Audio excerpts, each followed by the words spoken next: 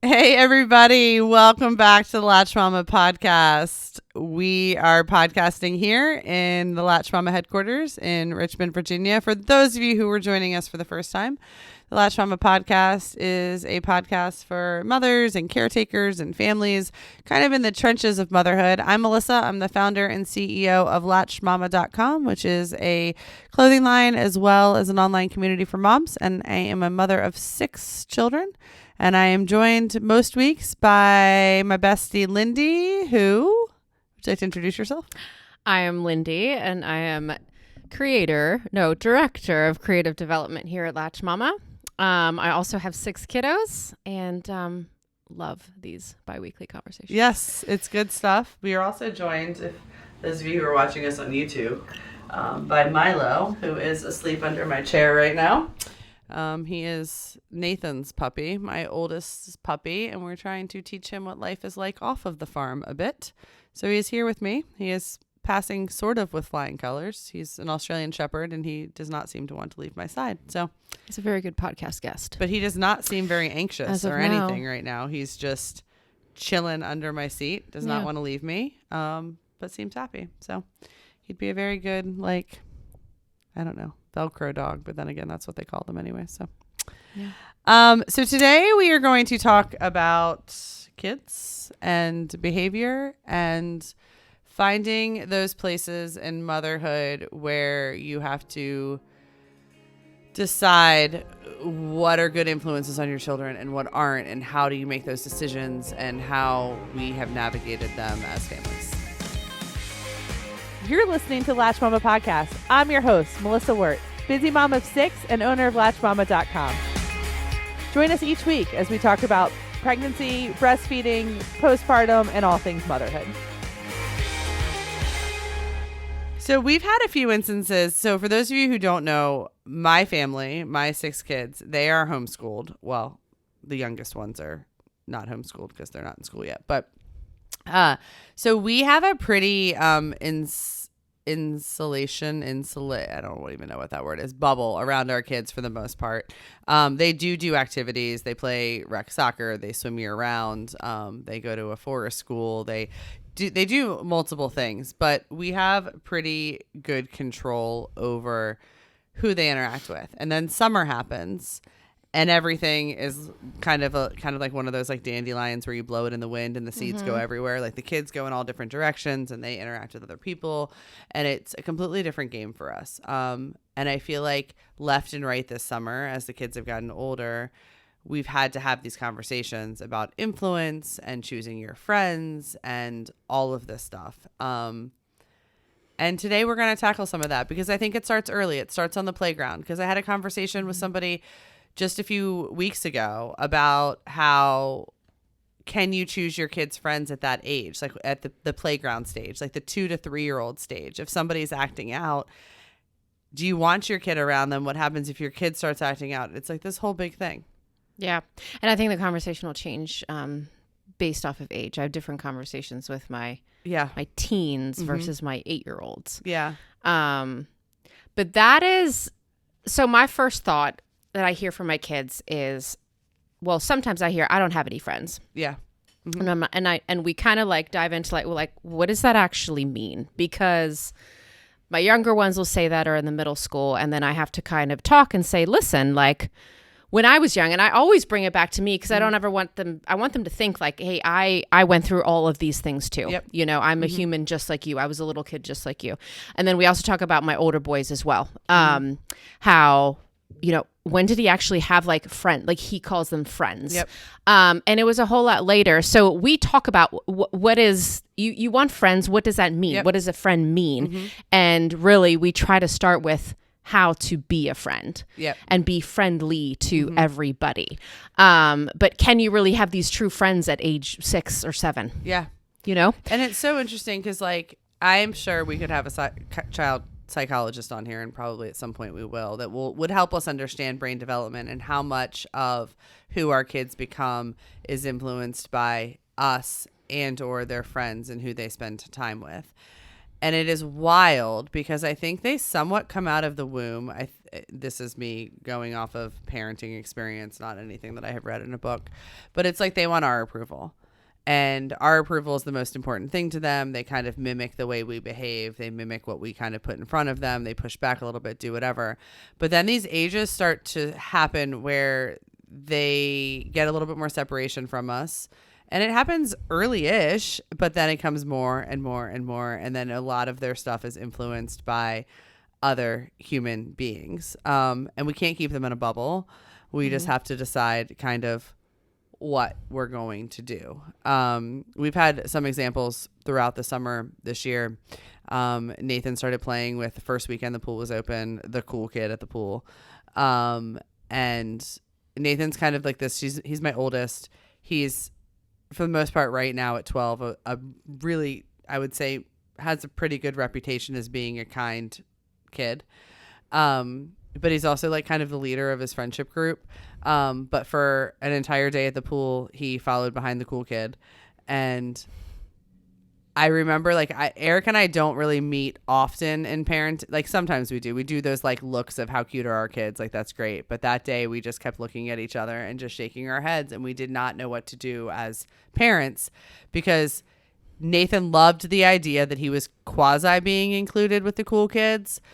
And I mean, the comments out of Eric's mouth, I mean, he'd be like, well, that's going to be the kid who's going to introduce him to weed. Just like random stuff that I'm like, okay, we need to figure out how to do this in a way where we're staying true to our family's values, which are we don't judge people and we're kind and we're accepting.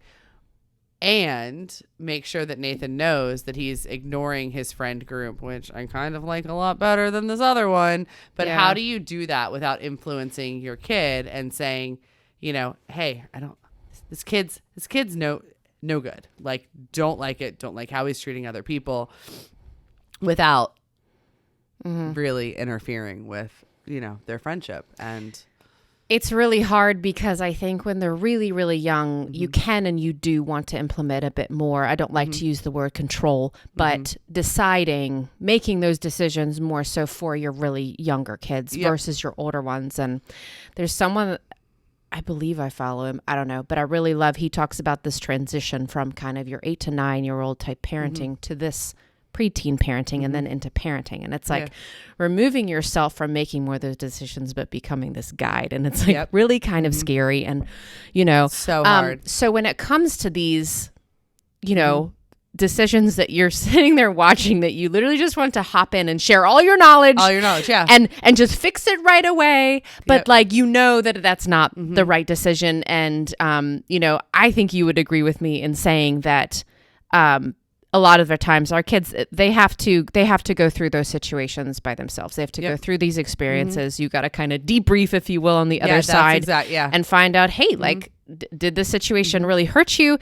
Did you hurt somebody else? Because I remind my kids all the time, they're not perfect. And when they mess up, they feel so bad. And I'm like, you're probably going to do it again in 2 weeks. Like, just accept that because nobody's perfect. And this is how we learn. And I do have to remind them that, you know, throughout my life, whether it was coaches, whether it was friends, I'm like, I was really, really hurt. And in some of these situations, and I think if I wasn't in those situations, I didn't get to learn what not to do.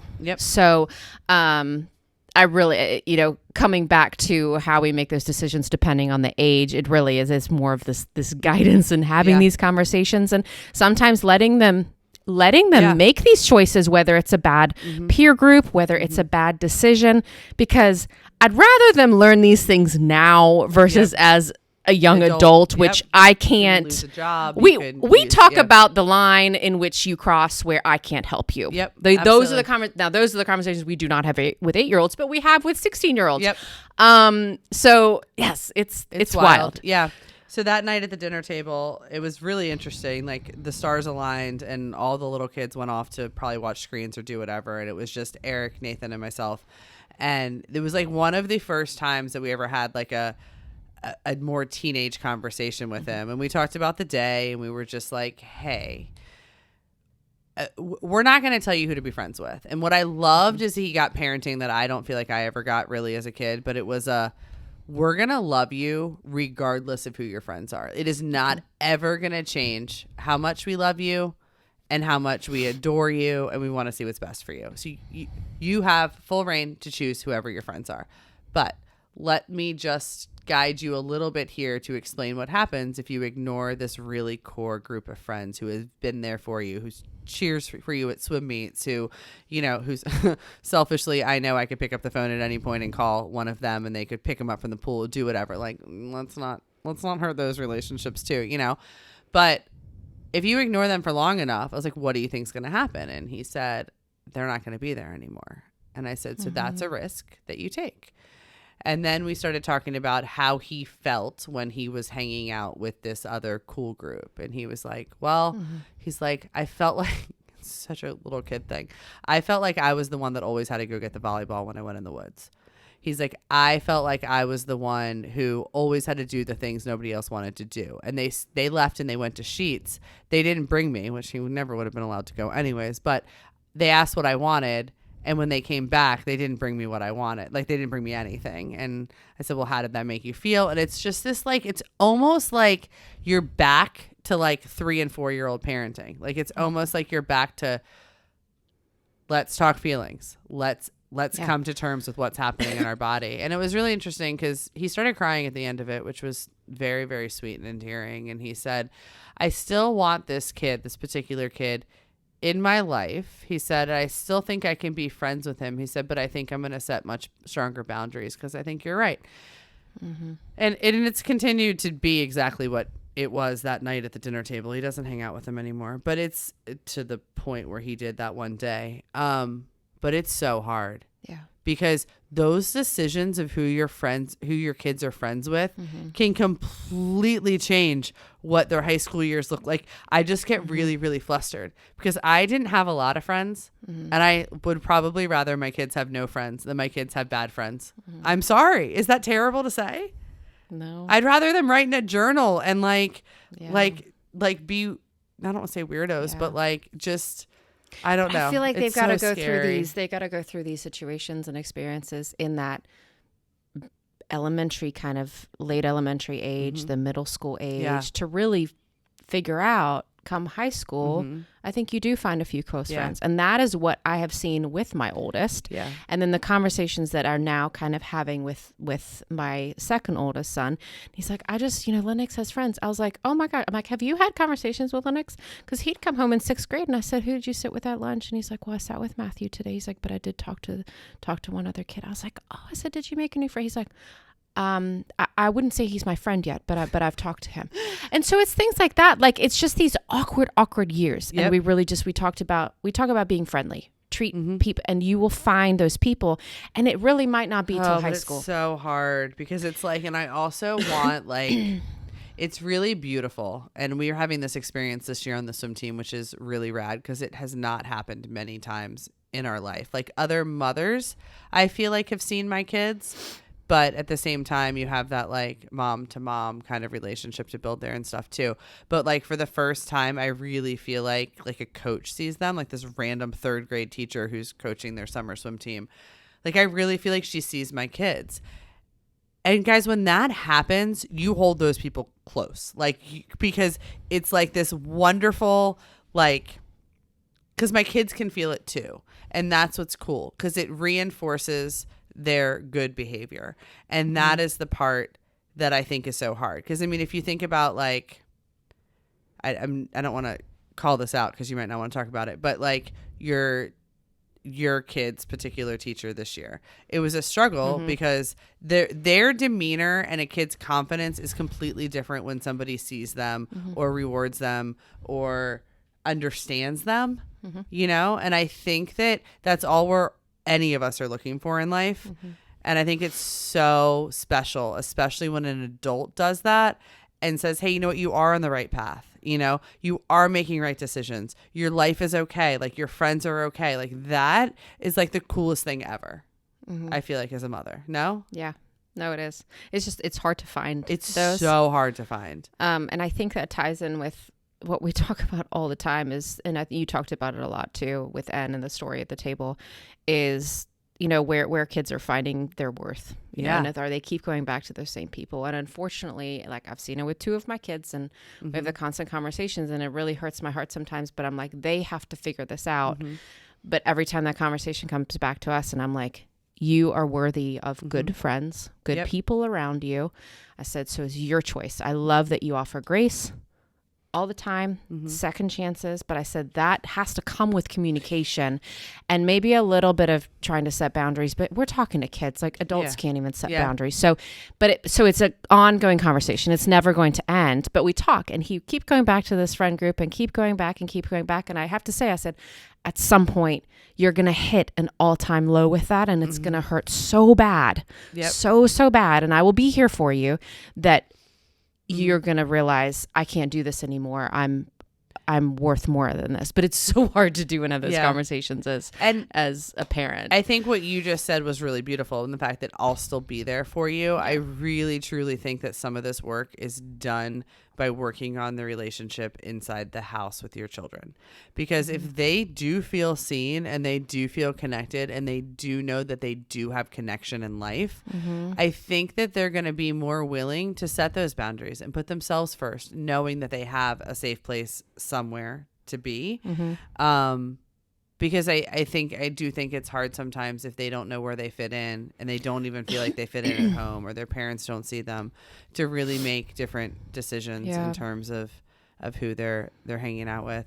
Which leads us to this other topic that has been talked about a lot here at Latched Mama, just in general in life. It's like one of these like bigger things that's happened professionally here as well as privately and stuff, is that like I want my kids to learn at like 8, 9, 10, 11, whatever, that like in the court of life, like in the court of like public perception, who you hang out with matters.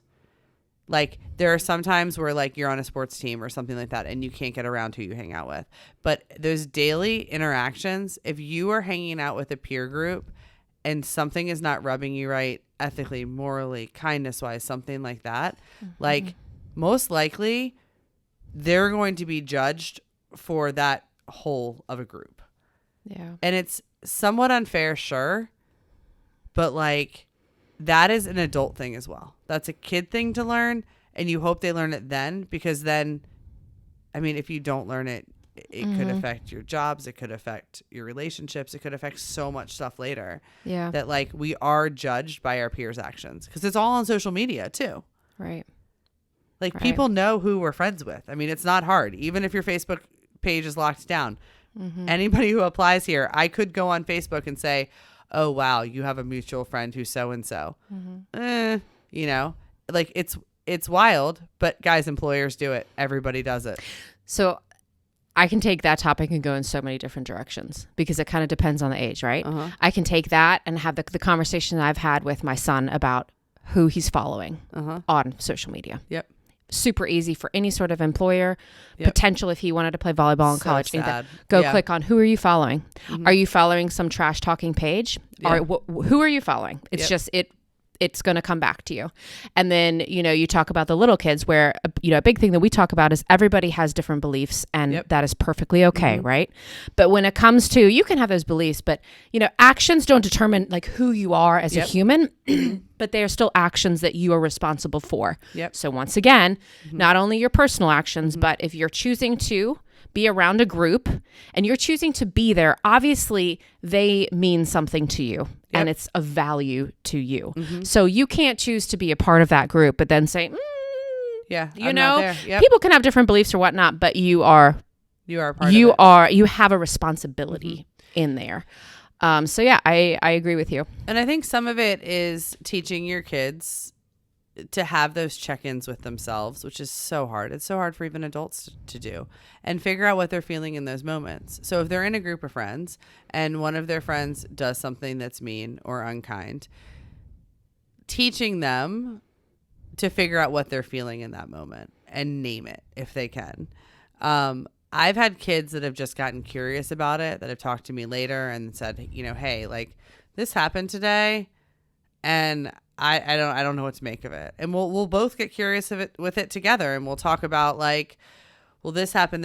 So I have a story here too. Poor Nathan. I use him all the time, but it's just this wild oldest stuff that's hitting me. So we had five. So we had 5 playing rec soccer in the spring, and it was terrible. So I had back-to-back games, and this was a week that somebody had a makeup game, so there was like 6 games, and we were having people out to the farm in the evening. Okay, so I was on the soccer field all day. Eric was running point at the house, so I would like literally drive up front, and he would like throw another one in the car, and I would drop one off. It was like this whole big thing. But we stopped on the way home to get a Chick-fil-A like nugget platter. Okay, and I realized as we pulled in that I had bled through my tampon. And so I looked at Nathan, and I just openly said, "Hey, dude," I was like, "crap." And he's like, "What's wrong?" And so I told him, and he looked at me and goes, "Hold on, I don't have a sweater." And I was like, "What?" He's like, "I don't have a jacket." And I was like, "What?" And I guess at some point I had taught him that if a girl said that he was supposed to offer them his sweater or jacket. And I'm like, "Of course you don't. It's like 80 degrees outside. Like, what? Why would what are we doing right now?" And I looked at him. He looked back at me, and I could tell that he went from like, or a woman says this, I say this, to let me critically think about the situation. So he looks at me and he's like, "Hey, I'm going to go in and get the platter for you." And I was like, "Amazing, baby." I was like, "Thank you so much. What a great idea." Okay. So I watch him go in, and guys, like, I am at this point, like flying high in parenting. I am like, oh my gosh, he listened to me. What a respectful guy I'm raising. Like, so happy to put him into the universe. Okay. And I like, guys, I'm like kind of crying, like, oh, if I was like a true influencer, this would make like the best reel. And so he comes out from Chick-fil-A, and I can just see it. And he's like biting his bottom lip, but it's like not the crying. It's like the trying not to laugh one. And the woman follows him to the car, and we put the trays in, and he gets in the car, and he just starts laughing to the point where he's crying, and then he's crying, and then he's laughing. And I'm like, okay, bud.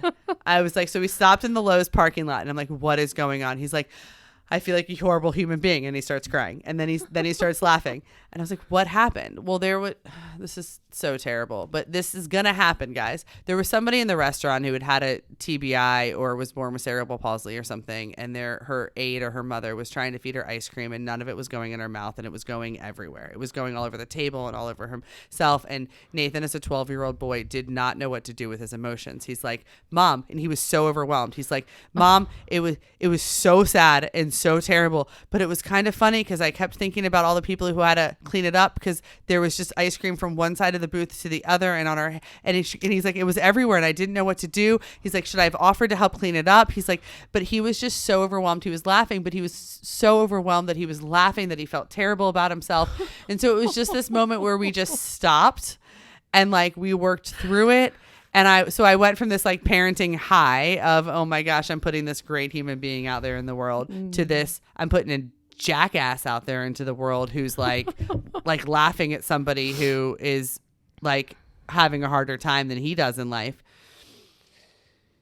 But they're such beautiful little creatures because they just, everything's just so honest and everything open. Is they so feel honest. the things, and you see it or you hear it in a response, and they're just trying to process through all of it. There you go. There's zero intentional hurt if it comes across that way or anything like that. And that's what's so interesting is that like I knew in that moment I could react and be like, "I've taught you better than this. We do not laugh at people that are different than us. We have empathy. You know, you should have held the door. You should have helped clean it up, da, da, da, da." Or I could have said, "Hey, babe, you're having a really, really human moment right now. And we're going to talk through all of the different things that are overwhelming you right now and all of the different things you're feeling." And it was like a multiple day conversation. We like did some research on TBIs. We did some research on cerebral palsy. We talked a little bit about his cousin who's disabled. Like it was just, it was this whole big long thing. But I think that is the work that we should do in the household. Like that is the work where like we can't shut down those conversations just because they make us like judge ourselves in our own parenting. Does that make sense? Yeah. And they're so hard to have sometimes. Yeah. Because I was so quick to be like, why are you acting this way? Why is there even a single bit of laughter coming out of you? And he's like, "I'm not laughing at the person. I'm just laughing because I've never seen anything like that." Well, I mean, you think about what this kid just went through. Yeah. From an adult woman conversation, okay, about tampons and menstruation to now picking up a platter by himself in a store. Yeah. not sure what's happening here with a medical diagnosis to like Yeah. And I can only imagine this little 12-year-old brain that's like, Yeah, I don't know what to do completely anymore right now. overwhelmed. Well, it's just a good reminder that we're all human, even adults, because I was at this swim meet and I hadn't eaten. I don't know when I was grabbing this terrible burger. Yeah. And all I wanted was a little bit of ketchup. And this man came kind of flying in behind me. He's like, excuse me, like to get a napkin. And I'm like, kind of there with my mom. And I'm like, sure. Like, okay, Yeah. you know, get your napkin. I'm just trying to kind of get mine. And I kind of said something like a bit frustrated with my mom after, and my mom was like, I think that's the special needs gentleman that comes and cheers on every meet. I'm like, oh my gosh. Well, if I knew that, I would be like, yes, take whatever napkins you need. Like, this is not a big deal to get my ketchup on my burger, you know? So like, we're all human. Like, just. And it's so deep breath, hard. And I like- think that teaching our kids about differences, but then also knowing where the boundaries are. And that has been something, talk about swim, that came up this week with us at swim, is there was this one kid that my kids swim with who just has a more open ego, like more open confidence. And I've always said, you know, hey, he's just different than us. You know, let's celebrate him for who he is. Let's let him do these things. But my kids and other kids on the team are like, no, he's hurting our feelings. He's hurting us. And it's like, where do you draw the line? Is there something socially going on with this kid? And where do you treat the compassion with hurting our kids? It's like, what is wild is that we cannot raise these kids in bubbles. And it's wonderful that we can't, because they're going to go out in the world one day and they're going to see all different things, and they have to figure it out, the world. But at the same time, it is so hard to navigate all of this, because you also need friends that are moms who are friends of these kids, but then it all just overlaps, and it's hard, and it's so frustrating. So just like going back to like just the parenting and the kids and the friendship thing and things like that. And when you're little, like you feel like you're alone, you're the only one going through this. You're the only one with no friends, right? This is like that's what all these little kids are feeling. And like, that's what I felt kind of growing up. And one thing I realized is I think my mom's wonderful and she's very caring, but I don't think I really saw her as super like human. Because there are a lot of things that she shared with me only when I was kind of like 18, 19 that I had no idea that she kind of grew up with, the kind of relationship she had with her mom, that kind of stuff.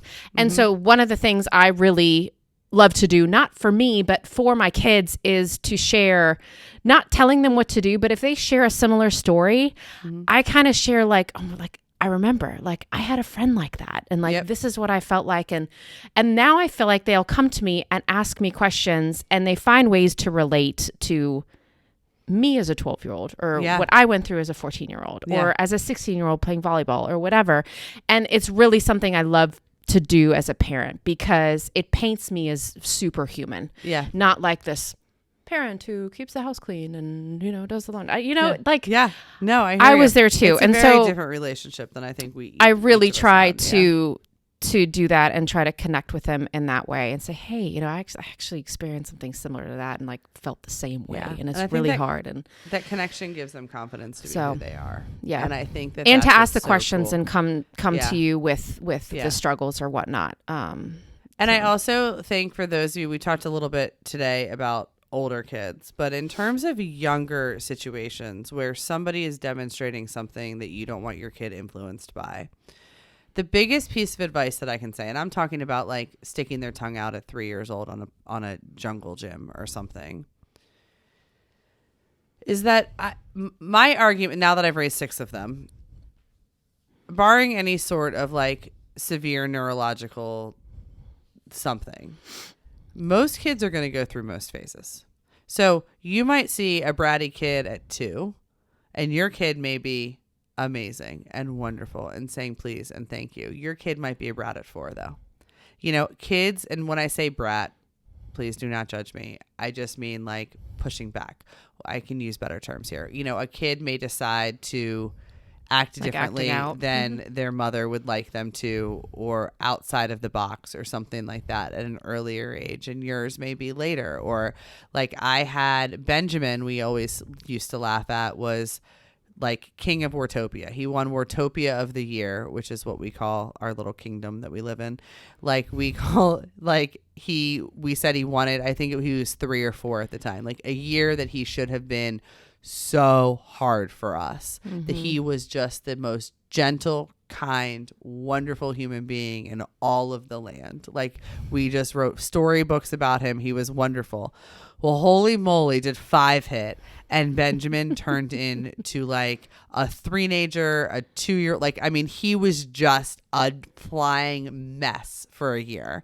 And I think that we all just need to remember that, like, yes, some behavior that your kid witnesses may be then replicated at home, but it is such an amazing opportunity in those moments to talk about how your family does things. Like, our family doesn't stick our tongue out at people. Our family uses our words, or our family does this. Like, you want them to mimic that. This is what I have learned. You want them to mimic those behaviors in low stakes situations. So like, and that changes as you go up. Like, you want them to mimic it during the summer at a summer swim meet, or, you know, somewhere where they're not going to get suspended from school or kicked out. Like, you want them to mimic it at the dinner table, where you can really talk about the fact that that's not what our family does, or that's not how our family acts, or in the Chick-fil-A parking lot when they're trying to get their emotions back together, you know? Yeah. Like, and I think that having them exposed, if your kids are never exposed to things, and you keep your kids in a place where the people and the kids just behave exactly the way you want people to behave, they're not going to push back in a safe necessarily place, you know? Yeah, no, I agree. Is finding those spaces, because they are going to do it. Yeah. But being able to walk them through that. So my husband, Matt, he says that sometimes, and it bothers me a little bit. He'll be like, we don't do that. And I'm kind of like, yeah, what does that mean? Because I think the kid could look back and say, yeah, I do it right now. Yeah. You know? And, and it's kind of like, I'm like, can you ask him like why, like what's going on? You know, like, what is this situation, instead of like jumping to like the child's reaction or outburst. It's like, you know, our kids aren't like mean spirited and you know, whatnot. They're not trying to intentionally like, let's figure out like why this happened, because in some situations you do some things too, you know, it may be not necessarily what we would like them to do, but trying to dig a little bit deeper and be like, you seem like really angry. Like, what made you angry? Like, well, my brother did this or whatever. And so then we talk, I'm like, well, what are your options here? Yeah. You know, like, you could hit him. You could stick your tongue out. You could yell at him. I'm like, what do you think is really going to like solve your problem? You know, but they're so hard. It's wild though. I mean, I think it really truly does though. The whole friendship thing and how our kids are influenced. It's going to happen. I mean, they're going to make bad friendship decisions. They're going to make bad decisions in general. And I think it's just so important to spend the time on making sure they have a space. Yeah. And I think they need to experience those, because if they never did, what are they going to do in their, like, how do you navigate those situations when they get older? If you keep them super bubbled up or don't help talk them through that or make the decisions for them. All right. So that was our weekly chat on kids friendship. Hang in there, guys. It doesn't get easier, but we're here for you. Bye.